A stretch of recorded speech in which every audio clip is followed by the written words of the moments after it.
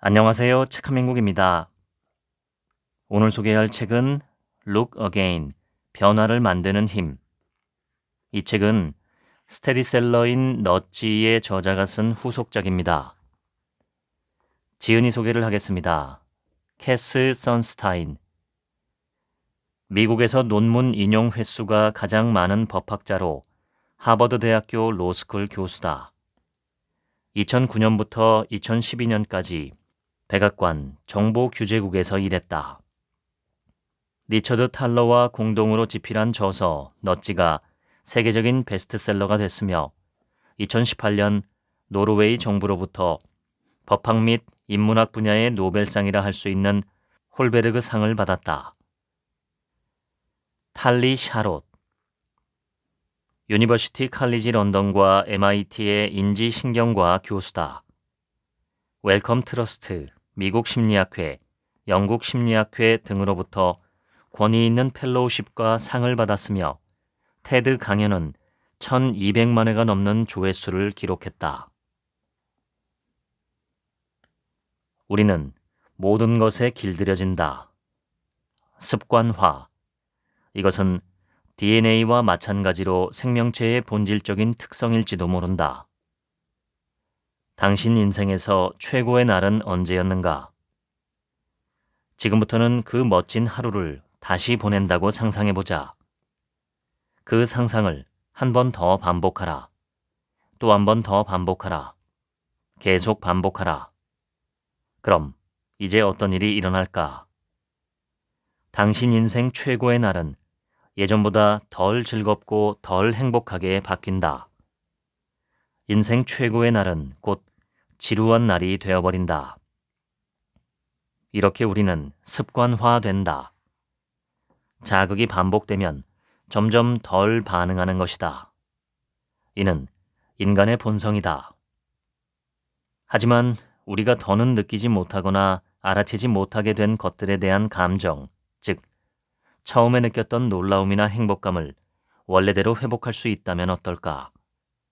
즉 탈습관화를 어느 정도 할 수 있다면 어떨까? 이것이 바로 이 책에서 다루고자 하는 내용이다. 우리의 뇌는 멋진 자동차, 큰 집, 사랑하는 배우자, 보수가 높은 직장을 추구하지만 그런 것들을 손에 넣고 난 다음에는 곧바로 아무렇지도 않은 것으로 여기도록 진화했다. 인간의 조상이라 할 수 있는 생명체는 30억 년 전 지구에 나타났다. 이 초기 생명체는 바로 단세포 박테리아였다. 단세포 생물도 스스로 하는 반응을 억제함으로써 자기가 하는 행동에 습관화될 수 있다. 지구에 단세포 생물이 나타나고 아주 오랜 세월이 지난 후에 단순한 수준의 다세포 생물이 나타났다. 이 생물들은 서로 얘기를 나눌 수 있는 뉴런, 즉 신경세포를 가지고 있었다. 그런데 이 뉴런들이 얘기를 나눌 가능성은 시간이 지남에 따라서 바뀌었다. 하나의 뉴런이 다른 뉴런에 최초의 메시지를 보낸 뒤에 예를 들어 어떤 감각 뉴런이 악취와 관련된 정보를 운동 뉴런에 전달한 다음에 보면 냄새는 아직 남아있지만 그 냄새와 관련된 신호를 발산하는 빈도를 줄이는 경향이 있다. 그 결과 그 냄새를 회피하고자 하는 움직임 같은 행동 반응이 줄어든다. 이런 과정은 인간의 뇌에서도 일어난다. 담배 연기가 가득한 방으로 들어간 사람이 그 방에 잠깐 있다 보면 담배 냄새를 잘 느끼지 못하는 것도 바로 이런 이유다. 처음에는 매우 짜증스럽게 느껴지던 소음이 어느 정도 시간이 지나자 아무렇지 않게 느껴지는 현상도 마찬가지다. 1804년 24살의 의사 이그나즈 파울 비탈 트록슬러가 시각을 연구하다 놀라운 사실을 발견했다. 가까운 거리에 있는 어떤 이미지를 두 눈으로 오랫동안 지켜보고 있으면 어느 순간 그 이미지가 사라져버리는 것처럼 보인다는 것이었다. 이런 일이 일어나는 것은 당신의 뇌가 변하지 않는 대상에 더는 반응하지 않기 때문이다. 시간이 흐르면서 당신은 신고 있는 양말의 질감을 느끼지 않게 되고 에어컨 소리를 듣지 못하게 된다. 또 우리는 이런 것들 말고도 부, 가난, 권력, 위험, 결혼, 차별 같은 훨씬 복잡한 환경에도 시간이 지남에 따라 익숙해진다. 특이한 외모를 가진 사람과 맞닥뜨릴 때도 이와 비슷한 일이 일어난다. 처음에는 그 사람의 신체적인 특이함을 인지하고는 그 사실에 사로잡히지만 얼마 뒤에는 놀랍게도 거의 의식하지 않는다. 원리는 단순하다. 놀랍거나 예상치 못한 일이 일어날 때 뇌는 그 자극에 강하게 반응하지만 모든 것이 예측 가능할 때는 덜 반응하고 때론 전혀 반응하지 않는다. 우리의 뇌는 일간지의 일면과 마찬가지로 바뀌지 않은 것에는 관심을 기울이지 않고 최근에 바뀐 것에만 관심을 기울인다. 이렇게 되는 이유는 우리 인간이 생존할 수 있도록 뇌가 예전의 것과 다른 새로운 것에 우선 초점을 맞추기 때문이다. 뇌는 예상치 못한 새로운 것을 돋보이게 하려고 늘 보던 것들은 반응 대상에서 제외한다. 한때 우리에게 놀라웠던 것은 우리의 인생을 구성하는 일부분이 되고 우리는 이를 당연한 것으로 여기며 거기에 습관화된다. 예를 들어 어떤 연구 결과에 따르면 사람들은 결혼 뒤에 평균적으로 더 행복하다고 느낀다고 답한다. 그러나 행복한 신혼이라고 할 수 있는 약 2년이라는 시간이 지난 뒤에 응답자들이 느끼는 행복의 수준은 결혼 전의 수준으로 떨어진다. 경제학자 티보르 스키토프스키는 즐거움은 욕망이 불완전하고 간헐적으로만 충족될 때 생성된다고 말했다. 중요한 말이므로 한 번 더 말하겠다. 즐거움은 욕망이 불완전하고 간헐적으로만 만족될 때 생성된다. 이 말은 당신의 인생에서 좋은 것들은 그것이 맛있는 음식이든 멋진 섹스든 비싼 자동차든 당신이 꿈꾸는 것이면 무엇이든 가끔 경험할 때만 기쁨이 폭발적으로 유발된다는 뜻이다. 이런 경험이 자주 일어나면 예컨대 날마다 그런 경험을 하게 되면 진정한 즐거움이 더는 생성되지 않는다. 자주 반복해서 경험하는 거의 모든 자극은 시간이 지남에 따라 감정적인 반응을 덜 불러일으킨다. 좋은 감정이든 나쁜 감정이든 마찬가지다. 정원에 피어있는 아름다운 꽃도 그렇고 길가에 수북하게 쌓인 채 방치된 쓰레기 더미도 그렇다. 어떤 것에서 탈습관화가 이루어지려면 한동안 그런 것을 멀리해야 한다. 그럴 때 비로소 그런 것들이 좋다는 사실이 새삼스러운 놀라움으로 우리를 일깨운다. 심지어 짧은 휴식도 탈습관화를 촉발해서 기쁨을 만들어낼 수 있다. 예를 들어 당신이 어떤 음악을 감상하려 한다고 하자. 당신은 이 음악을 처음부터 끝까지 듣고 싶은가? 아니면 도중에 몇 차례 휴식 시간을 가지며 그 음악을 끊어가면서 듣고 싶은가? 아마도 당신은 전자를 선택할 것이다. 사람들은 이런 질문을 받을 때 대부분 전자라고 대답한다. 하지만 당신의 목표가 음악 감상의 즐거움을 극대화하는 것이라면 후자를 선택하는 게 맞을 수도 있다. 연구진은 참여자들의 99%가 휴식 시간이 있을 때 음악 감상의 즐거움을 덜 느낄 것이라고 예상했다. 그러나 사람들은 휴식 시간으로 방해를 받을 때가 더 좋았다고 응답했으며 휴식 시간 이후 음악을 더 즐겼다. 또한 이들은 방해받지 않고 음악을 들었던 집단보다 2배나 되는 돈을 내고서도 기꺼이 그 음악을 콘서트장에서 듣겠다고 했다. 사람들은 대부분 습관화의 힘을 과소평가한다. 또한 좋은 경험을 여러 조각으로 나눌 때 발생하는 이점을 잘 알지 못하는 것 같다. 예일대학교의 행복 전도사로 알려진 심리학자 로리 산투스는 그저 상상력을 동원하는 것만으로 환경을 바꿀 수 있다고 주장한다.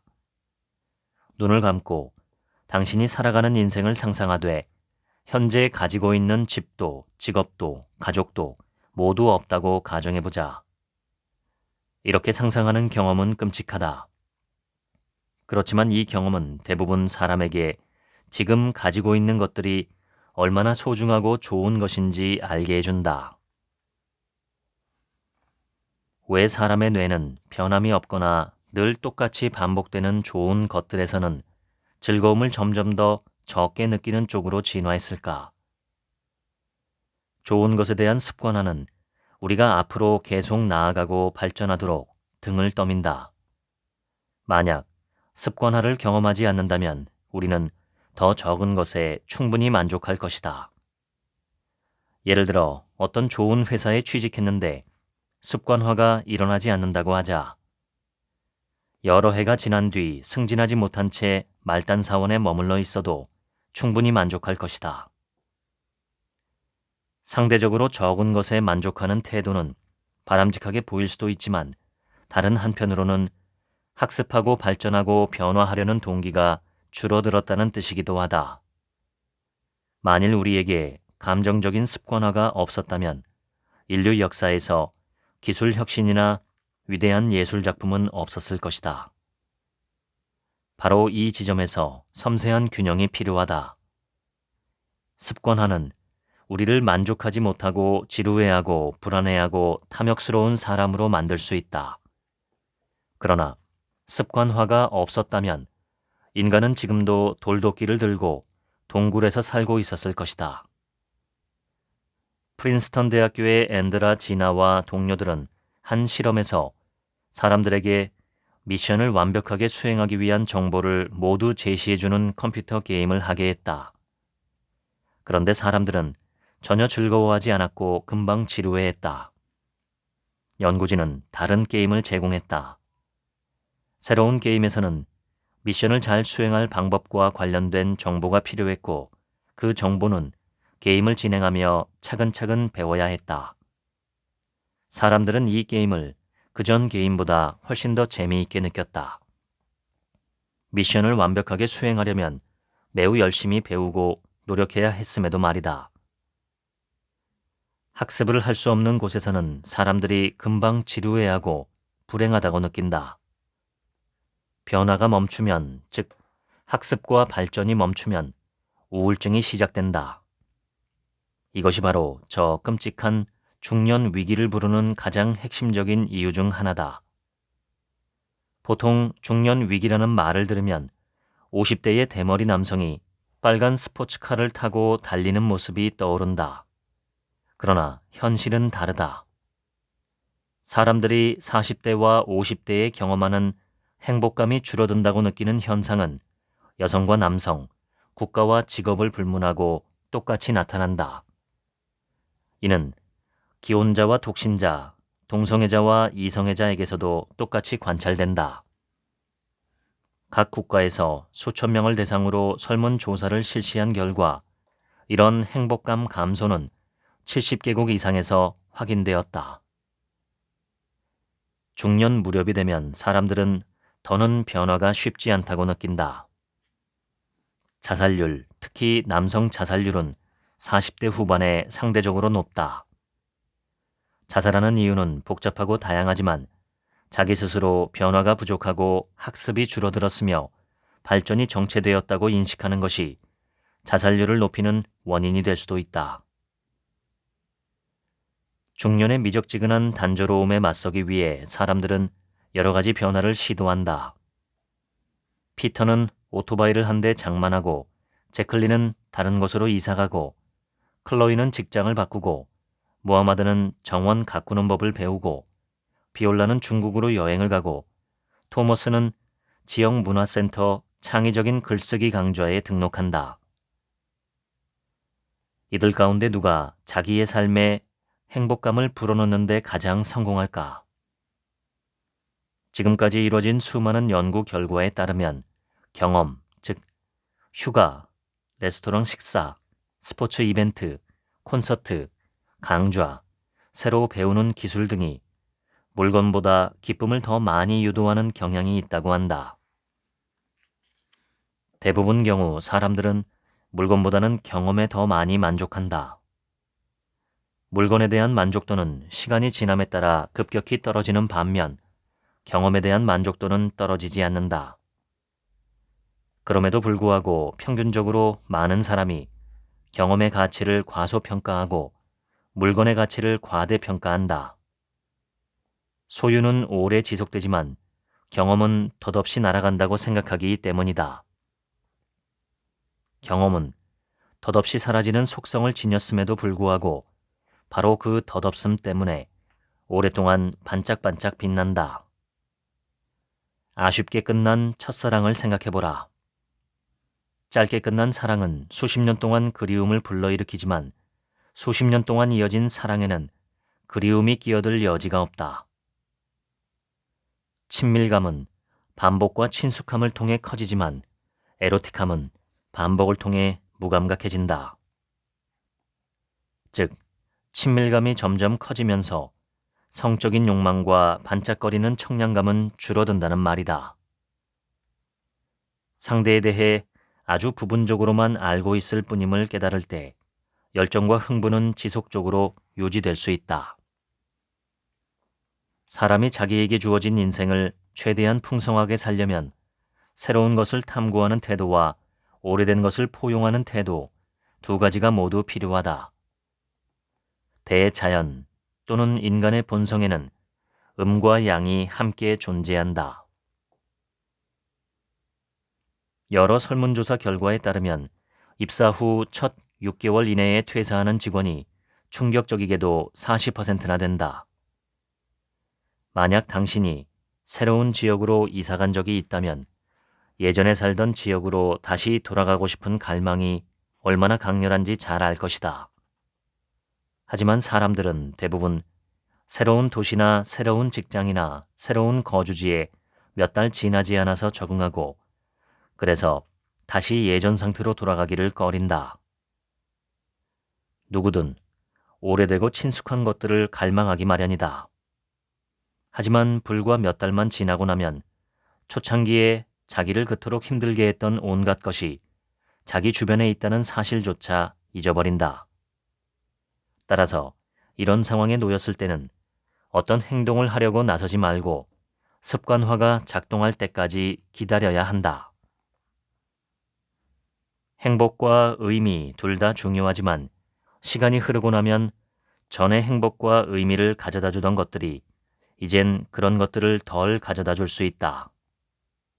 만족감이 상대적으로 느리게 줄어들게 하는 방법이 있을까? 무언가를 나눠줄 때의 기쁨은 받을 때의 기쁨보다 훨씬 느리게 습관화된다. 다른 사람을 위해 의미 있는 일을 할 때 발생하는 편익은 상대적으로 느리게 습관화된다. 많은 사람이 행복을 극대화하려고 노력하고 의미나 목적을 극대화하려고 노력한다. 그러나 행복이나 의미를 넘어 인생의 또 다른 측면인 다양성을 이루기 위해 노력하는 사람들도 있다. 이런 사람들은 새로운 경험, 새로운 장소, 새로운 사람들, 새로운 관점을 가지고 다양성을 추구하며 살아가려고 노력한다. 심리학자 오이시 시게히로와 에린 웨스트게이트는 이를 심리적으로 풍요로운 삶이라고 부르면서 많은 사람이 이런 삶을 추구하려 노력한다는 사실을 확인했다. 사람들은 분명 행복과 의미를 소중하게 여기지만 변화와 다양성도 소중하게 여긴다. 아닌 게 아니라 많은 사람이 인생에서 가장 크게 후회하는 점이 다양한 모습으로 살지 못한 것이라고 말한다. 변화무쌍한 인생에는 행복과 의미가 동반될 수 있다. 변화는 다양성을 이끌지만 여기에는 그만한 대가가 따른다. 변화는 번거로울 수도 있고 위험할 수도 있다. 변화가 어떤 것을 불러올지 모르기 때문이다.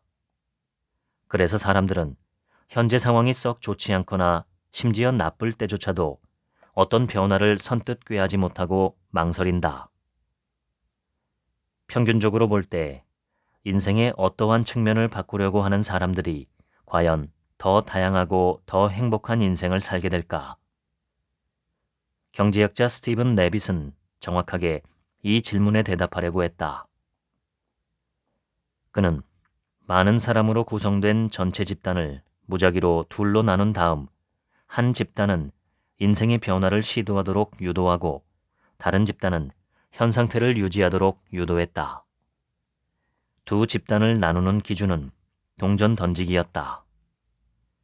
레빗은 최선의 수준에 미치지 못하는 차선의 상황을 바꾸려는 사람들에게 온라인 동전 던지기를 해서 최종 선택하게 했다. 앞면이 나오면 변화를 시도하고 뒷면이 나오면 현 상태를 유지하는 것이었다. 예를 들어 앞면이 나오면 다이어트를 시작하고 뒷면이 나오면 브라운이든 아이스크림이든 닥치는 대로 먹는다. 이 실험에 참여한 사람은 무려 2만 명이나 되었다. 레빗은 최종적으로 현상 유지를 한 사람들과 변화를 꾀한 사람들 가운데 어느 쪽이 더 행복한 결과를 얻었는지 알아내고자 했다. 놀랍게도 온라인 동전 던지기에서 앞면이 나온 사람들이 변화를 꾀할 확률이 25% 높았다. 더욱 중요한 사실은 평균적으로 볼 때 변화가 바람직한 결과로 이어졌다는 점이다. 변화를 시도한 사람들은 그렇지 않은 사람들보다 훨씬 더 행복해했다. 레빗의 연구 결과는 사람들이 취업 유지, 퇴사 또는 결혼, 이혼 같은 인생의 커다란 변화를 시도할 때 행복 수준이 크게 높아졌음을 보여주었다. 이 연구는 평균적으로 볼 때 당신이 변화를 고려하는 문제의 상황을 바꾸면 당신이 더 행복해질 것임을 말해준다. 변화를 고려한다는 바로 그 사실이 당신의 현재 상태가 이상적이지 않음을 암시하기 때문이다. 어쩌면 이 연구의 가장 중요한 메시지는 사람들이 당연히 시도해야 할 변화를 충분히 시도하지 않는다는 사실이 아닐까 싶다.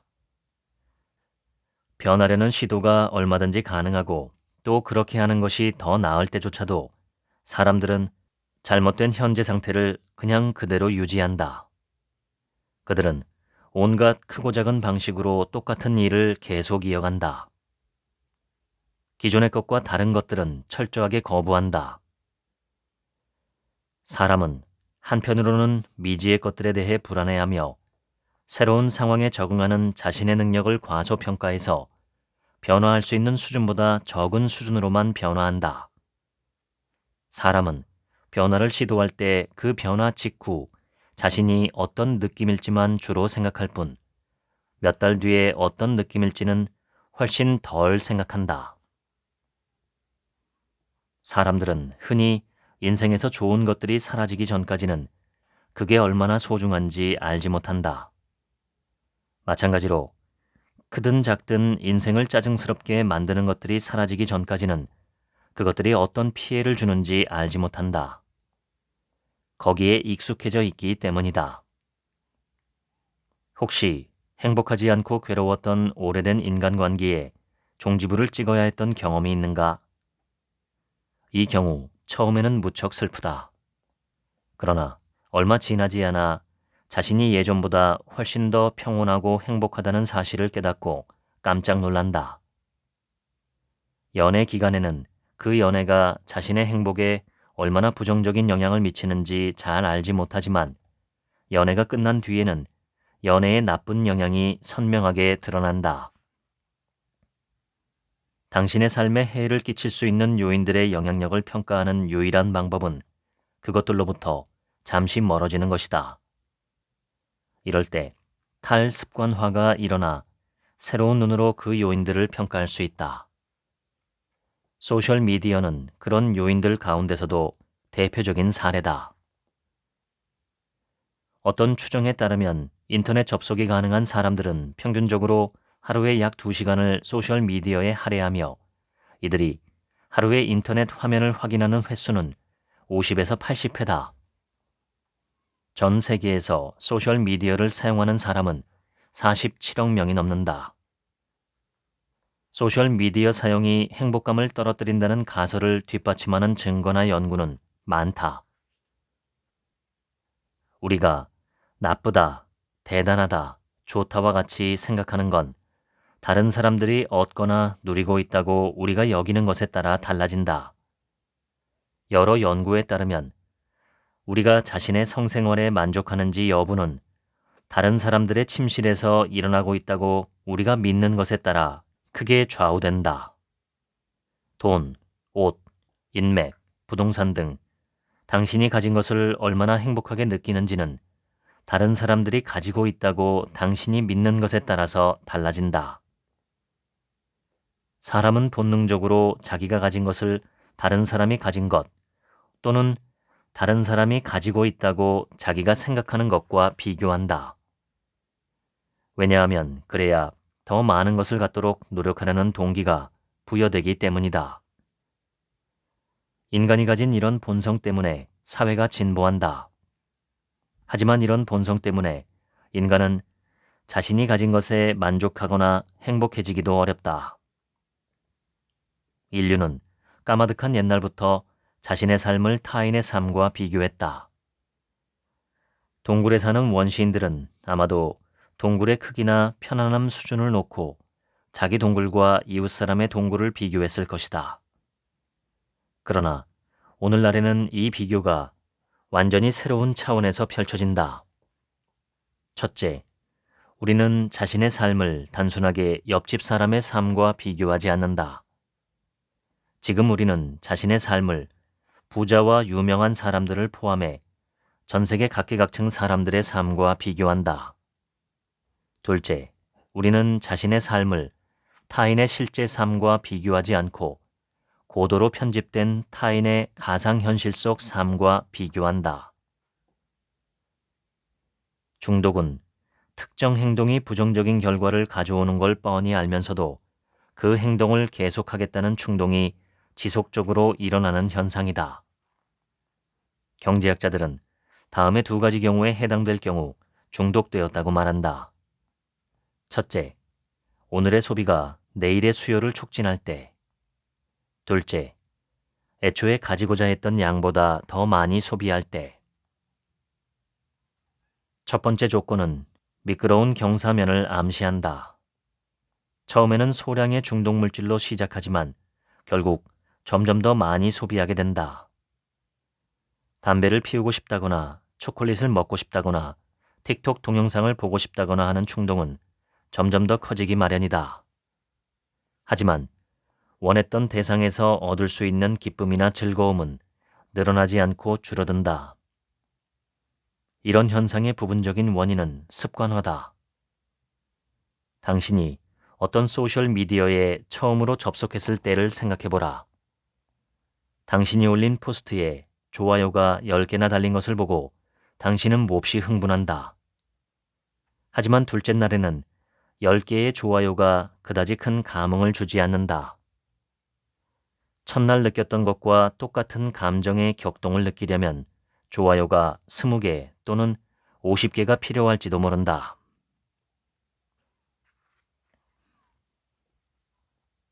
(2020년 3월이) 어땠는지 기억하는가? 많은 사람이 그런 경험을 했겠지만 우리 저자들의 메일 함에는 코로나19 때문에 일시적으로 휴업한다거나 행사를 취소한다거나 하는 메일이 무더기로 쏟아졌다. 많은 사람이 그랬듯이 우리도 스트레스와 불안감을 느꼈다. 우리는 봉쇄와 고립이 사람들을 비참하게 만들지 않을까 궁금했다. 설문조사 문안을 작성하는 데 몇 주가 걸렸고 2020년 3월 말까지 미국 인구를 대표하는 대규모 표본에서 얻은 데이터를 확보했다. 당연한 결과지만 이 데이터는 사람들 사이에서 스트레스가 두드러지게 늘어나고 행복감이 줄어들었음을 보여주었다. 몇 달 뒤 똑같은 응답자를 대상으로 다시 설문조사를 했을 때는 놀라운 결과가 나타났다. 사람들이 느끼는 행복감의 수준이 팬데믹 이전 수준으로 회복되었던 것이다. 이 연구에서만 그런 결과가 나온 게 아니었다. 여러 연구가 인간 정신의 놀라운 회복력을 입증했다. 사람들이 나빠진 기분을 회복하는 데 걸리는 시간은 표본 집단마다 조금씩 달랐지만 모든 표본 집단에서 일정한 형태의 습관화가 관찰되었다. 사람들이 사는 세상을 아무리 거꾸로 뒤집어도, 아무리 사람들을 집 바깥으로 나오지 못하게 가둬도, 아무리 질병과 죽음으로 위협해도 사람들은 그렇게 바뀐 상황에 익숙해졌다. 하늘을 나는 새의 시각으로 본다면 인간이 그 끔찍한 팬데믹의 와중에서도 무척이나 잘 지내는 것으로 보였으리라. 우리의 뇌는 어떤 자극을 계속 감지할 때 시간이 지나면서 그 자극에 점점 덜 반응한다. 변하지 않은 것들을 무시하면 잠재적인 새로운 사건에 집중할 자원을 그만큼 아낄 수 있기 때문이다. 사람의 얼굴을 한번 생각해보자. 겁에 질린 누군가의 얼굴을 볼 때 우리의 뇌는 거기에 반응한다. 얼굴에는 중요한 정보가 담겨 있다. 저 사람은 화가 났을까? 행복할까? 슬플까? 무관심할까? 이처럼 얼굴은 이 사람은 왜 이렇게 겁에 질려 있을까? 그렇다면 나도 지금 위험한 상태에 놓인 게 아닐까? 같은 질문들을 제기한다. 따라서 당신의 뇌가 그런 자극에 강하게 반응해서 당신 앞에 놓인 상황이나 사물이 중요하다는 신호를 보내는 것은 합당하다. 그런데 만약 몇 초 뒤에도 상대방의 얼굴에 아까와 똑같은 표정이 나타나면 신경 활동이 줄어들고 그 다음에 또 그럴 때는 더 그렇다. 이는 어떤 자극에 대한 정보가 일단 처리되고 나면 똑같은 정보에 또다시 반응할 이유가 없기 때문이다. 그러나 조현병이 있는 사람은 이런 습관화가 일어나지 않는다. 이들은 똑같은 감정 표현을 반복해서 관찰할 때마다 똑같이 강렬하게 반응한다. 그들의 뇌는 그 정보를 접할 때마다 처음 처리할 때처럼 작동한다. 조현병이 있는 사람들은 길거리 소음이나 사무실 소음처럼 일정하게 반복되는 소리도 쉽게 무시하지 못한다. 이 모든 사실은 습관화가 바람직한 정신기능에 얼마나 중요한 역할을 하는지 잘 보여준다. 습관화가 작동하려면 공포의 대상이 새든 거미든 높은 곳이든 대중 앞이든 반복해서 마주쳐야 한다. 어떤 끔찍한 일이나 재앙 같은 일이 일어나지 않는 한 공포는 시간이 지나며 가라앉고 나중에 공포의 대상을 생각하거나 실제로 마주친다고 하더라도 스트레스를 덜 받는다.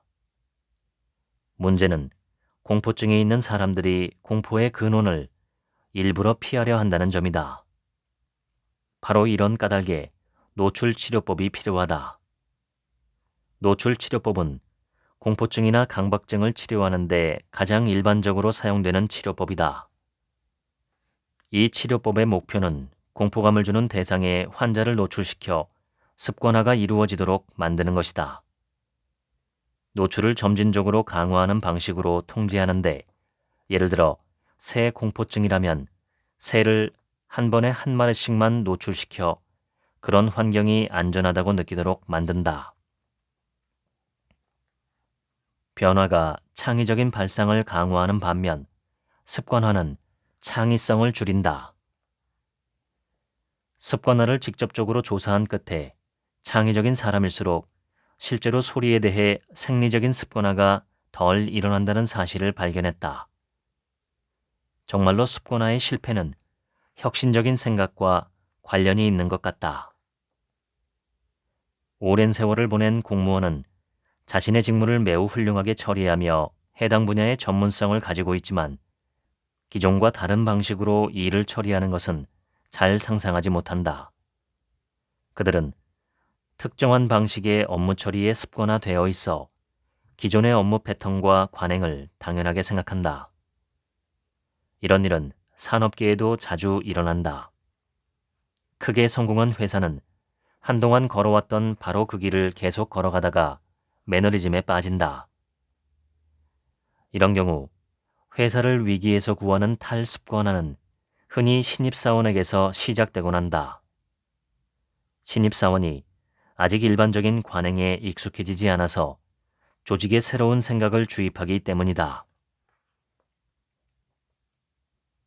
사나운 개와 맞닥뜨리는 상황을 생각해보자.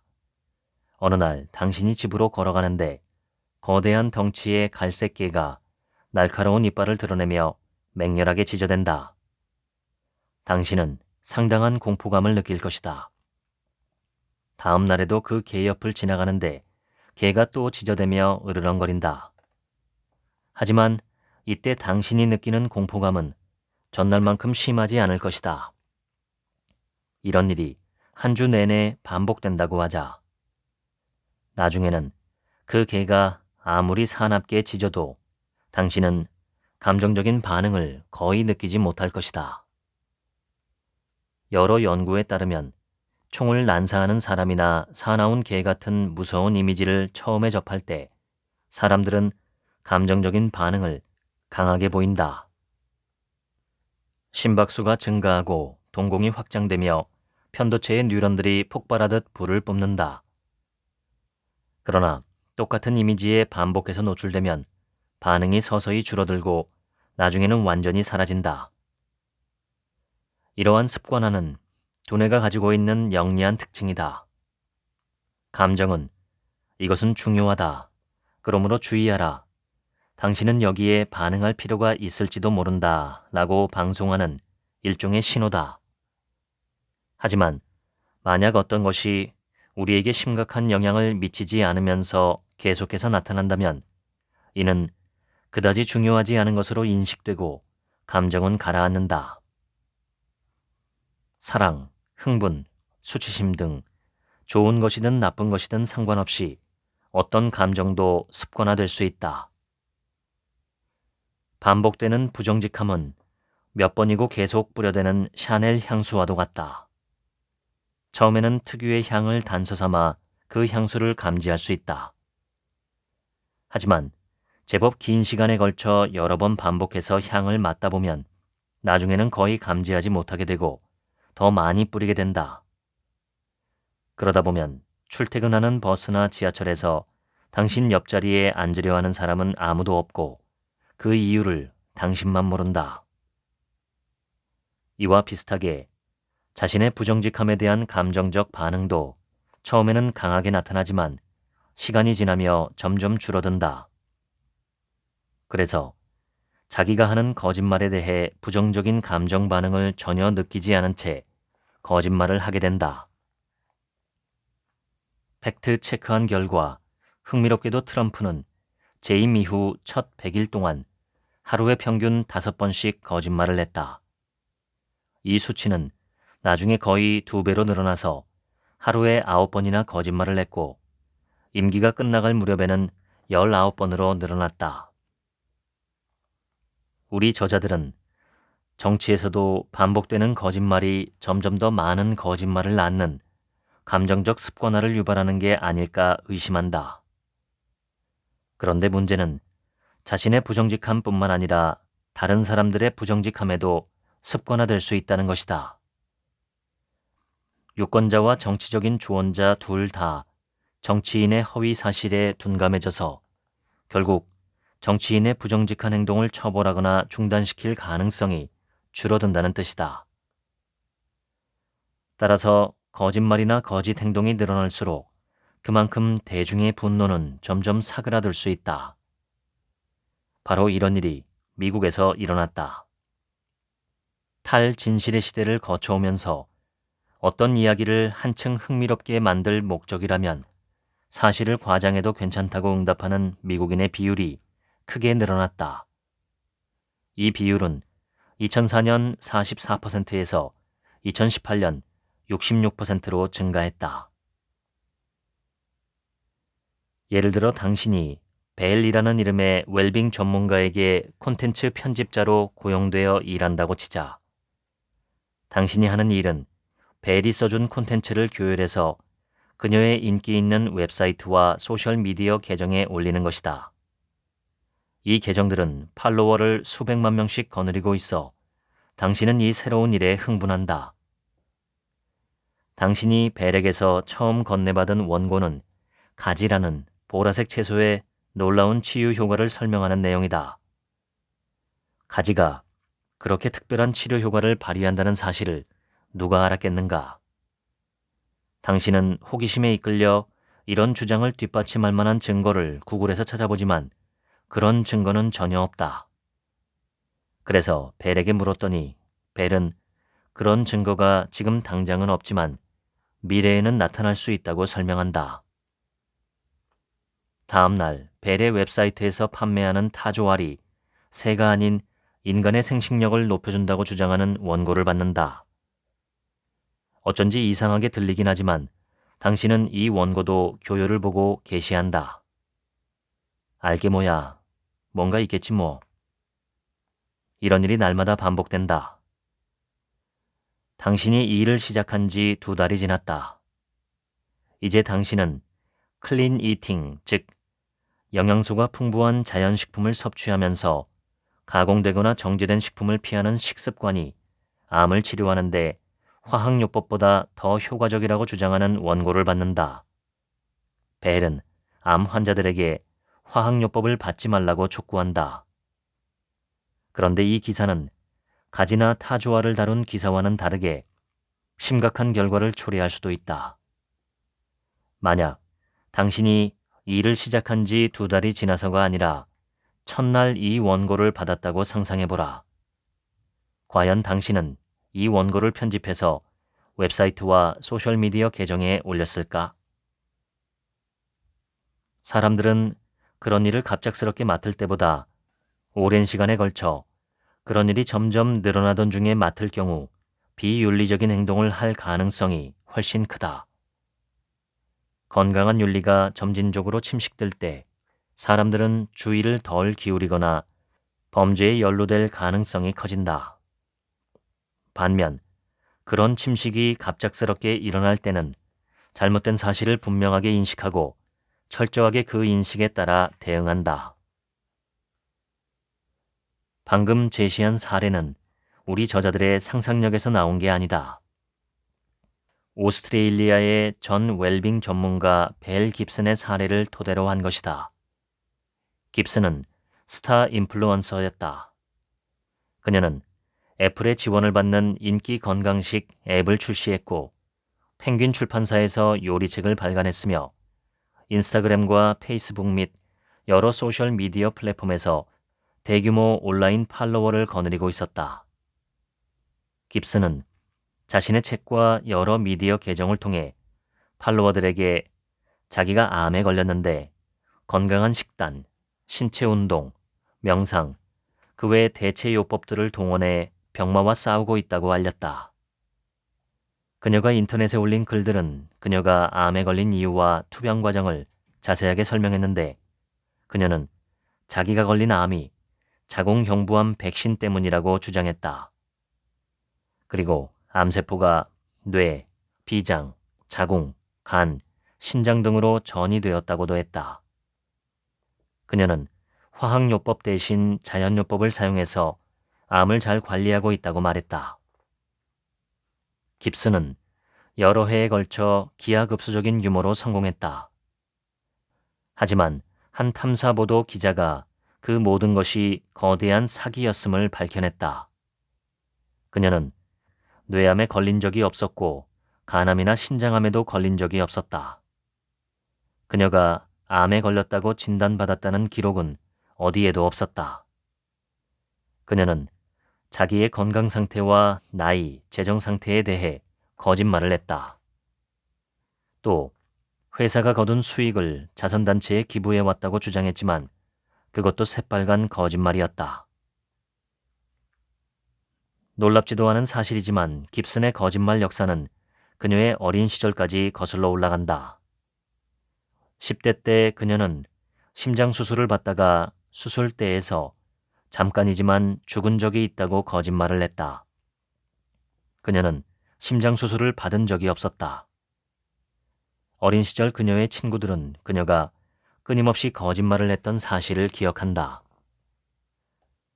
어린 시절의 사소한 거짓말들은 세월이 지난 뒤 수백만 달러를 부정하게 벌어들이는 온갖 거짓말로 성장했고 이 거짓말들은 사람들의 건강을 위험하게 만들었다. 이들이 저지른 정직하지 못한 행동은 오래전에 했던 사소한 거짓말로 거슬러 올라가며 그것이 점차 크고 심각하게 확대되었다. 우리 저자들이 말하고자 하는 건 작은 거짓말이라도 큰 거짓말로 이어질 수 있고 자주 거짓말하는 습관으로 이어질 수 있다는 것이다. 다단계 사기꾼이었던 버나드 메이도프의 말을 빌리면 그것은 아주 약간의 돈을 챙기는 데서부터 시작한다. 처음에는 수백 달러나 수천 달러일 수 있다. 하지만 그러다 보면 곧 익숙해지고 금액은 어느새 눈덩이처럼 불어나서 거액이 된다. 이는 당신에게도 똑같이 적용될 수 있다. 오늘날에는 진실과 거짓의 구분이 점점 희미해지는 것 같다. 단 한 번의 클릭만으로 자기와 거의 닮은 페르소나를 만들 수 있는 현대 생활에서 거짓말은 당연히 허용되는 것으로 자리를 잡았다. 그 결과 사람들은 온라인 공간에서 자주 허위 사실을 접하게 되었는데 이는 현대 세계에서 거짓 정보라는 심각한 문제를 일으킨다. 어떤 거짓말이 반복될 때 사람들은 그게 사실이라고 생각하는 경향이 있다. 심리학자들은 반복되는 진술을 신뢰하는 경향을 가리켜 진실 착각 효과라고 부른다. 1977년 이후 진실 착각 효과는 수많은 독립적인 연구를 통해서 확인되었다. 이런 사실은 심리 실험실이 아닌 실제 현실 속 일반 대중에게서도 확인되었다. 심지어 그 반복 구간이 길지 않고 짧은 조건에서도 마찬가지였다. 그런데 모든 사람이 이 진실 착각 효과에 취약할까? 어쩌면 일부 사람 또는 특정 직업에 종사하는 사람은 예외에 해당되지 않을까? 설마 교수, 과학자, 공학자, 교사, 언론인, 고개사, 우주 비행사까지도 모두가 다 그럴까? 맞다.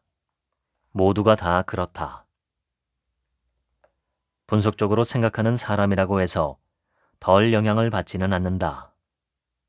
또 청년일수록 진실 착각 효과에 취약할 것이라고 생각할 수도 있고 반대로 노인일수록 취약할 것이라고 생각할 수도 있다.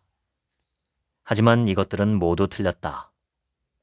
청년이나 노인이나 이런 효과에 영향을 받을 가능성은 동일했다. 또는 인지 능력이 탁월한 사람들, 예를 들어 일반 지능 검사에서 높은 점수를 받는 사람이나 정보를 쉽고 빠르게 잘 처리하는 사람들이 그 효과에 먹잇감이 될 가능성이 작다고 생각할 수도 있다. 하지만 그것도 틀린 예측이다. 진실 착각 효과는 똑똑한 사람이든 무딘 사람이든 청년이든 노인이든 가리지 않고 모든 사람에게 나타나는 특성인 것 같다. 여기서 핵심은 어떤 명제가 반복될 때 사람들은 그 명제가 참일 가능성이 크다고 생각하게 된다는 것이다. 그러므로 어떤 거짓말을 상대방이 진실이라고 믿게 만들고 싶을 때는 바로 이 속임수를 쓸 수 있다. 히틀러는 이런 사실을 알고 있었고 텔레비전에 나오는 논평가나 소셜미디어의 인플루언서도 마찬가지다. 이때 흥미로운 질문은 왜 그럴까이다. 이는 반복이 친숙한 느낌을 만들어내기 때문이다. 어떤 것이 친숙하게 들릴 때 사람들은 그것을 참이라고 생각한다.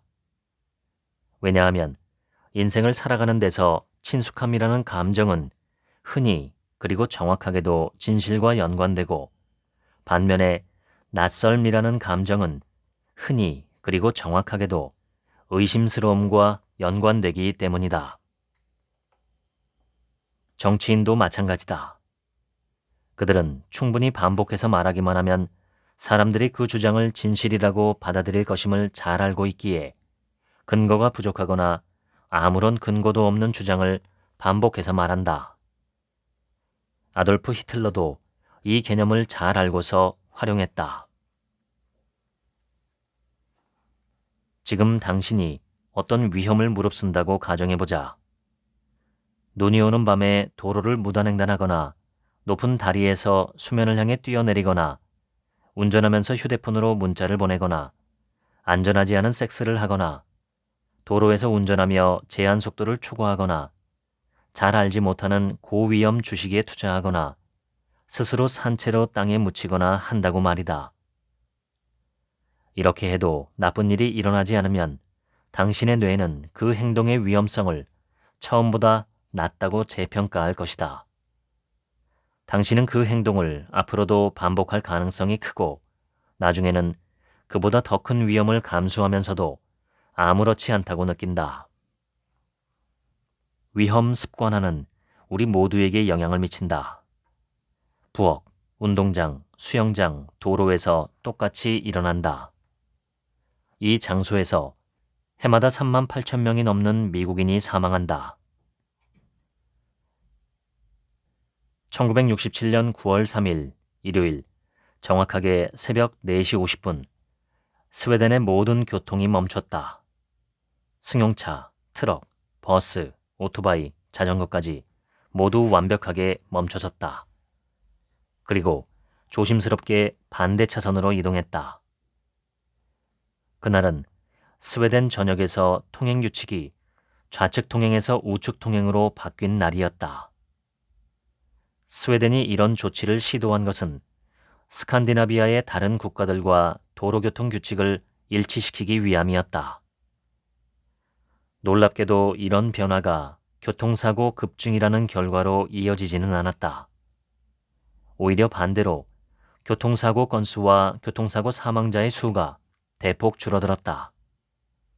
자동차 보험금 청구 건수도 40%나 줄어들었다. 감소 현상은 2년 동안 지속되었고 그 뒤로는 다시 사고가 예전 수준으로 돌아갔다. 주된 이유는 위험 탈습관화였던 것 같다. 도로교통 방식이 갑자기 바뀌자 사람들은 자동차 사고가 일어날 위험을 크게 인식했다. 그래서 극도로 조심해서 운전했고 사고가 줄어들었다. 그러나 시간이 지나자 사람들은 다시 습관화되었고 사고 건수는 예전 수준으로 돌아갔다. 하지만 이 조치가 시작된 이후 24개월 동안은 사고가 줄어들었고 덕분에 많은 사람이 죽지 않아도 되었다. 여기서 일반적인 교훈 하나를 얻을 수 있다. 만일 어떤 사람들이 특정 위험에 대해 탈습관화하도록 만들고 싶다면 그 사람을 뒤흔들 필요가 있다. 가끔 환경을 바꾸고 맥락을 바꿔서 익숙하고 편안한 공간에서 벗어나도록 만들라는 말이다. 예를 들면 컨베이어 벨트 작업을 하는 직원들의 작업 위치를 바꾸거나 건설 현장에 세워놓은 안전 경고판의 색상을 바꿀 수 있다. 상황이든 사물이든 아주 조금만 바꾸거나 자리를 조금만 옮겨도 사람들은 주의를 집중하고 위험을 인지하는 체계를 바꾼다. 탈습관화를 유도할 해결책은 변화다. 탈습관화를 일으키고 싶다면 환경을 바꿔라. 규칙을 바꿔라. 사람들을 깜짝 놀라게 하라. 그러면 습관화가 깨질 것이다. 변화에 적응할 게 아니라 변화에 깜짝 놀라는 법을 배워야 한다. 뇌는 예측하는 기계다. 뇌가 수행하는 핵심적인 임무는 그 다음에 무슨 일이 일어날지 최대한 정확하게 예측하는 것이다. 그래야만 적이 나타나기 전에 숨을 수 있고 가뭄이 오기 전에 물을 비축할 수 있고 소나기가 갑자기 쏟아질 때 미리 준비한 우산을 펼 수 있다. 우리는 관찰하고 학습함으로써 정확한 예측을 만들어낸다. 사람들은 세상으로부터 데이터를 끊임없이 받아들이고 정확한 예측을 할 수 있도록 의식적으로든 무의식적으로든 데이터를 토대로 내리는 판단을 업데이트한다. 사람들은 날마다 어떤 결정을 내릴 때 고정관념과 일반화에 의존한다. 고용주는 직원을 채용할 때 여러 종류의 데이터를 동원한다. 예를 들어 입사 시험 점수, 취업 경력, 학력, 졸업한 대학의 명성 등이다. 그래서 대학을 졸업하지 않은 사람이 대학을 졸업한 사람보다 일을 더 잘한다고 해도 고용주는 좋은 대학을 졸업한 사람을 선택한다. 인종과 성도 흔히 비슷한 기준으로 동원된다. 여성이 남성보다 가정에서 육아를 도맡을 가능성이 크고 따라서 취업했다가도 나중에 사직서를 내고 전업주부로 돌아설 가능성이 더 크다. 만약 그렇다면 고용주는 여성을 싫어하거나 과소평가할 수 있다. 여성에 대한 일반적인 편견을 가지고 있기 때문이 아니라 그런 고정관념이 충분히 사실이라고 믿기 때문에 여성 구직자와 남성 구직자를 차별할 수 있다. 그리고 많은 시간이 지나고 그만큼 많은 데이터가 축적되면 이러한 통계적 차별은 자기 충족적 예언이 된다. 하지만 이 자기 충족적 예언은 자신이 대응하고자 하는 바로 그 문제를 악화시킬 수 있다. 존 스튜어트 밀은 사람들이 자신의 신념, 가치관, 규범, 그리고 자신의 상황을 멀리 떼어놓고 바라보는 것이 중요하다고 자주 강조했다. 그래야 그런 것들을 평가하고 나아가 바람직한 변화가 어떤 것이며 어떻게 이룰지 배울 수 있다고 했다. 지금까지 Look Again, 변화를 만드는 힘 읽어드렸습니다. 지금부터는 제 얘기입니다. 오늘 소개한 책의 키워드는 습관화 그리고 탈습관화입니다. 습관화는 어떤 외부 자극이더라도 뇌는 익숙해진다는 것입니다. 뇌가 그렇게 진화한 데는 그러한 습관화가 생존과 번영에 유리했기 때문입니다. 습관화는 양날의 검처럼 우리 개개인과 인류사회 전체를 해롭게 하는 단점도 갖고 있지요. 개인적으로 사회적으로 좋지 않은 현상에 대해서 우리가 조금씩 무뎌져서 결국 굉장히 큰 해로움을 만든다는 것입니다. 예를 들어 히틀러가 집권하자마자 유대인들을 다 죽이겠다고 말했다면 독일 국민들은 아마도 저항했을 것입니다. 그런데 히틀러는 독일 국민들을 천천히 세뇌했고 전쟁과 학살의 그물을 아주 조금씩 느리게 당겼기 때문에 대다수의 사람들은 그러한 파국적인 결말을 예상하지 못했습니다. 저자들은 습관화의 폐해를 막기 위해서는 탈습관화를 해야 한다고 말합니다. 익숙한 것에 아주 작은 변화라도 주라는 것이지요. 이 책은 개인과 사회의 양면에서의 습관화의 단점을 다루고 있지만 개인으로만 좁혀서 생각할 때 습관화는 내 삶에 바람직한 것과 바람직하지 않은 것으로 구분할 수 있습니다. 가령 쉬운 예로 가정에서 식사가 끝나자마자 설거지를 하는 습관을 들이면 더 효율적으로 설거지를 할 수 있습니다. 이보다 더 좋은 습관은 요리를 하는 와중에 설거지를 하는 것입니다. 저도 어떤 요리를 할 때 설거지를 항상 병행합니다. 그러니까 칼이나 도마 혹은 냄비나 집게를 사용한다고 하면 그것을 사용한 즉시 물로 설거지를 하는 것입니다. 기름기가 심하지 않은 경우라면 대부분은 물만으로도 충분히 깨끗하게 씻깁니다. 유튜브 채널에 영상을 올리는 것도 어떤 일이 있어서 며칠 쉬다가 다시 하게 되면 낭독도 뭔가 부자연스럽게 느껴지고 인지적인 에너지가 더 필요하다는 것을 느낍니다. 매일매일 책을 읽고 올릴 때는 습관적으로 하기 때문에 특별히 큰 신경을 쓰지 않아도 자동화된 느낌인데 이러한 리듬이 끊기면 다시 마음을 일으켜서 신경 써서 새로 시작해야 하는 느낌이 듭니다. 인간은 습관의 동물입니다. 습관 중에 가장 무서운 습관 혹은 최고의 습관은 생각 습관입니다. 좋은 생각 습관을 많이 개발하시기를 바랍니다. 3일 후인 12월 12일 목요일 저녁 8시부터 강남역 인근에서 제4회 책인심 강의가 있습니다. 본 영상 설명란에 더보기 버튼을 누르셔서 행사 내용을 보시고 많은 신청 부탁드립니다. 지금까지 책 한 민국의 하루치 생각이었습니다. 들어주셔서 감사합니다.